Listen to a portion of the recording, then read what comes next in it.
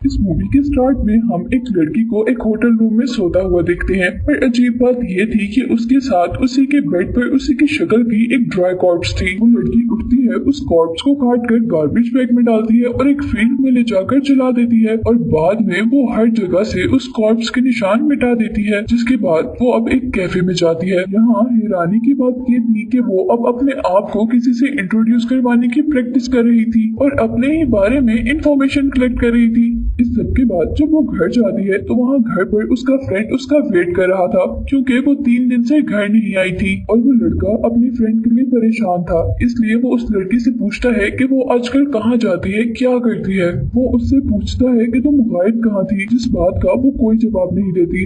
अब वो लड़का अपनी फ्रेंड को बताता है कि तुम काफी दिन से घर नहीं आई थी और तुम्हारा फोन भी ऑफ था, इसलिए मैंने तुम्हारी मिसिंग रिपोर्ट पुलिस को कर दी थी। और अब उसके वापस आने पर वो पुलिस को इन्फॉर्म करने वाला था। वो लड़का जैसे ही पुलिस को कॉल करने लगता है तो वो लड़की उसे मना करती है और मना ना होने पर वो लड़की जल्दी से उसकी गर्दन में एक नाइफ स्टैब करके उसे जान से मार देती है। और यहाँ उसे अपने किए पर कोई गिल्ट नहीं था और वो अब इस डेड बॉडी को भी एक बैग में डालती है और बेसमेंट में छुपा देती है और सारे एविडेंसेस ट्रेस करने के बाद अब वो कोई एंटीबायोटिक लेती है। अब नेक्स्ट डे वो लड़की अपनी बॉडी को देखकर काफी परेशान हो रही थी क्योंकि उसकी बॉडी रॉट होना यानी सड़ना शुरू हो गई थी। इन सब चीजों के कुछ देर बाद उसके घर पर एक पुलिस ऑफिसर आता है जिसे उसके फ्रेंड ने लड़की के मिसिंग होने के बारे में बताया था और पुलिस ऑफिसर ये देखकर हैरान होता है कि वो लड़की तो पहले से ही घर पर है लेकिन उसका फ्रेंड घर पर नहीं है जिसने पुलिस को बुलाया था। वो लड़की पुलिस ऑफिसर के पूछने पर उससे कहती है कि वो लड़का मेरे साथ नहीं रहता। इसके बाद वो ऑफिसर को अपने घर के अंदर बुलाती है और जब ऑफिसर सोफे पर बैठता है तो वो लड़की उसका हाथ पकड़ लेती है और कुछ ही देर में उस ऑफिसर की बॉडी एक ड्राई कॉर्प में चेंज हो जाती है और वो लड़की ऑफिसर का रूप ले लेती है। और यहाँ हमें पता चलता है कि वो कोई नॉर्मल इंसान नहीं है और ये तो अभी मिस्ट्री है कि वो असल में चीज क्या है। और मिस्ट्री ना खुलने तक हम उसे एंटिटी ही कहेंगे। और अब वो एंटिटी दोबारा एक कॉर्प से जान छुड़वाने के लिए उसे हैमर से तोड़ रही थी।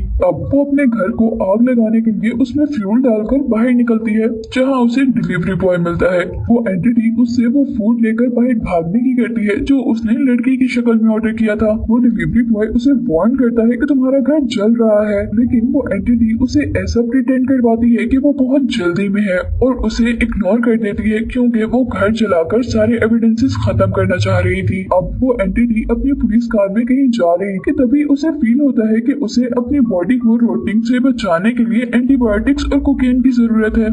इसलिए वो अब अपने कार से उतरकर अपने लिए कोकीन लेती है। इसी सब के कुछ देर बाद उसे फील होता है कि उसे किसी से मिलना है और वो कौन है ये तो हमें नहीं पता लेकिन इस आदमी यानी इस एंटिटी को जो अब पुलिस के रूप में है उसे ये पता है कि वो लड़की कहाँ मिलेगी। वो उस लड़की से मिलने के लिए एक रेस्टोरेंट में जाता है जहाँ वो लड़की उसे नहीं पहचानती। वो लड़का यानी वो एंटिटी अजनबी बनकर अपने लिए एक ड्रिंक ऑर्डर करता है और साथ ही अटेंडेंट से उस लेडी की पसंद की ड्रिंक ऑर्डर करता है। वो लेडी 1 मिनट के लिए हैरान हो जाती है कि वो उसके बारे में कैसे जानता है, जिस पर वो लड़का कहता है कि शायद मैंने गेस किया था और वो ठीक हो गया। इसके बाद वो एक दूसरे से अपने आप को इंट्रोड्यूस करवाते हैं और पूरी रात बातें करते हैं, टाइम स्पेंड करते हैं और उसी दौरान आदमी यानी एंटिटी को अचानक पेन स्टार्ट हो जाता है और उसे पता चल गया था कि अब उसकी बॉडी सड़ना शुरू हो गई है। इसलिए वो उस लड़की से वहाँ से जाने को कहता है और खुद एक सुनसान जगह पर आ जाता है जहाँ उसे एक कार दिखती है और वो एंटिटी अपना पुलिस बस दिखाकर उस कार से लेडी को उतरने को कहता है और खुद कार के अंदर चला जाता है और वहाँ जाकर वो कार में बैठे मिडिल एज मैन को कहता है कि वो उसे मार दे,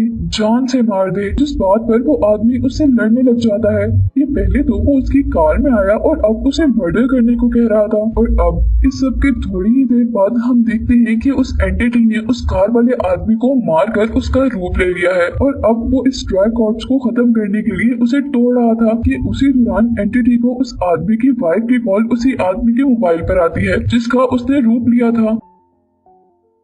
उसकी वाइफ कॉल पर उसे घर बुला रही थी। घर जाने पर उसे पता चलता है कि इस आदमी का जिसका उसने रूप लिया था उसका उसकी फैमिली के साथ बहुत अच्छा रिलेशन नहीं है। यहाँ हमें इस एंटिटी के बारे में भी कुछ पता चलता है कि अगर ये एंटिटी किसी की शक्ल में ट्रांसफॉर्म होती है तो उसकी मेमोरीज भी ले लेती है। अब नेक्स्ट मॉर्निंग इस एंटिटी को उस आदमी की डॉटर उठाती है जिसका उसने रूप लिया था और वो अपने डैड से कहती है कि जल्दी उठ जाए, आपको ऑफिस जाने के लिए लेट हो रहा है। और सारे उसका ब्रेकफास्ट टेबल पर भी वेट कर रहे थे लेकिन लेकिन यहाँ उसे फिर से स्टमक पेन स्टार्ट हो जाता है जैसे उसे पहले हुई थी और वो अपनी अपॉइंटमेंट का बहाना बनाकर वहाँ से चला जाता है। ऑफिस में उसे दोबारा वही लड़की मिलती है जिसे रात उसने कार में देखा था। इसके बाद वो हमें एक डेंटिस्ट के तौर पर काम करता हुआ दिखाई देता है और फिर जब वो एक रेस्टोरेंट में लंच कर रहा होता है तो उसे विंडो से जूलिया नजर आती है जिसे हमने पहले रेस्टोरेंट में एंटिटी के साथ देखा था। वो आदमी यानी वो एंटिटी जल्दी से एक टैक्सी ड्राइवर को जूलिया का पीछा करने को कहता है और वो टैक्सी ड्राइवर उसे कहती है कि किसी का पीछा करना बिल्कुल ठीक नहीं है, इसलिए वो डिसाइड करता है कि वो अब सिनेमा देखने जाएगा। और फिर रात में वो अपनी फैमिली के साथ डिनर करता है जहाँ वो बिल्कुल भी खुश नहीं लग रहा था और फिर सबको इग्नोर करते हुए वो उस रेस्टोरेंट में आ जाता है जहाँ जूलिया आया करती है। अब काफी देर वेट करने के बाद जूलिया भी वहाँ पर आती है और उससे वो एक नए इंसान की तरह मिलती है। वो लोग बातें करते हैं और जूलिया उसे अब अपने पास्ट के बारे में कुछ बताती है। जूलिया उसे बताती है कि वो मैरिड है। अपने पास्ट की एक मेमोरी बताते हुए वो उसे कहती है कि एक रात उसके हस्बैंड ने उसके लिए बहुत ही अमेजिंग डिनर अरेंज किया था। वो कहती है कि वो रात मेमोरेबल थी, लेकिन फिर उस रात के बाद उसने अपने हस्बैंड को कभी नहीं देखा था। वो उस आदमी को ये बात भी बताती है कि वो ये भी नहीं जानती कि उसका हस्बैंड जिंदा भी है या नहीं। अभी बातें करते हुए उस एंटिटी को फील होता है कि उसकी बॉडी रॉट होना स्टार्ट हो गई है, इसलिए वो जूलिया को छोड़कर अपने घर वापस जाने के बजाय एक होटल में जाता है। अब उसकी बॉडी बिल्कुल खराब हो रही थी। दूसरे लफ्जों में उसे अब किसी और की बॉडी की जरूरत थी, जिसके लिए वो अब जिसकी बॉडी में था उस आदमी की असिस्टेंट को कॉल करके बुलाता है, जो काफी परेशान होकर वहाँ आती है। पर जैसे ही वो लड़की उस आदमी को पुकारती है तो वो आदमी कोई रिस्पॉन्स नहीं देता और जैसे ही वो लड़की उसे टच करती है तो वो एंटिटी उसे मारकर उसी का रूप ले लेती है। और फिर इस सब के बाद वो दोबारा एंटीबायोटिक लेती है और फिर उस कॉर्प्स को वहीं ले जाकर जलाती है जहाँ उसने मूवी के स्टार्ट में फर्स्ट कॉर्प्स को जलाया था। पर इस बार यहाँ उसे एक लेडी देख लेती है। वो जल्दी से वहाँ से भागकर एक रेस्टोरेंट में आ जाती है और यहाँ रेस्टोरेंट में उसे जूलिया मिलती है। वो दोनों एक दूसरे से बातें करती हैं, पर तभी कोई एंटिटी से दोस्ती करने के लिए आ जाता है और जूलिया वहाँ से उठकर एक दूसरे आदमी के पास चली जाती है जो कि एक सिंगर था। वही रेस्टोरेंट पर उस एंटिटी को न्यूज में अपना न्यू फेस नजर आता है जिसको पुलिस ढूंढ रही थी। उस न्यूज रिपोर्ट में इस लड़की को एक सीरियल किलर माना जा रहा था क्योंकि जिस जगह वो कॉर्प्स को जला रही थी उस जगह से उन्हें बहुत सारे कॉर्प्स के निशान मिले थे। अब वो लड़की यानी वो एंटिटी अपने साथ बैठे लड़के के साथ उसके घर चली जाती है और गुस्से में उसको मार देती है, लेकिन यहीं पर पुलिस भी उसे ढूंढते हुए आ जाती है, जिससे छुपते और बचते हुए वो एक अबेंडन गैराज में पहुंचती है और वहीं पर रात गुजारती है। सुबह उठकर वो उस आदमी का पता चलाने का डिसाइड करती है जो आदमी रात जूलिया के साथ था। यहाँ आने तक इस एंटिटी की नई बॉडी यानी इस लड़की की बॉडी आधी रोट हो चुकी थी और अब वो उस आदमी की बॉडी लेकर जूलिया से कांटेक्ट करती है। वो अब जूलिया से उस सिंगर की शक्ल में मिलती है। वो लोग एक साथ टाइम स्पेंड करते हैं, पर सुबह होने पर वो देखता है कि अब दोबारा उसकी बॉडी खराब हो रही है, लेकिन वो अब जूलिया को छोड़ना नहीं चाहता था। और यहीं पर अब हमारी मूवी की मिस्ट्री खुलने वाली है कि असल में इस पूरी मूवी में चल क्या रहा है।